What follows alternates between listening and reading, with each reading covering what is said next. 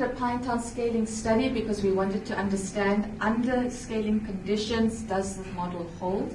And how can we strengthen this model? And we also did a cost-effective analysis. So what did it cost to get these results and at what margin? So the pilot at a glance, we really did well in terms of coverage for a research. We went to 5 districts. Though we piloted in 6 because of cost considerations, we could only collect data from 5.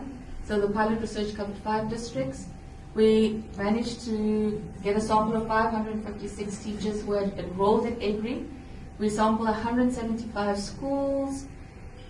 We reached, in terms of EGRI assessments, over 4,500 learners, and we did approximately over 100 classroom observations.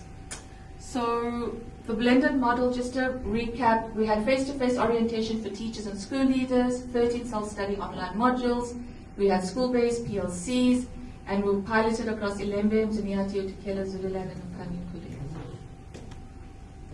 Okay, so this was a very interesting finding. What we saw was that the pilot really supported individual gains, but not the group average. So the average effect on teacher content, knowledge, self-efficacy, and learner reading was not statistically significant. So we couldn't draw conclusions on impact. It doesn't mean that the model didn't work.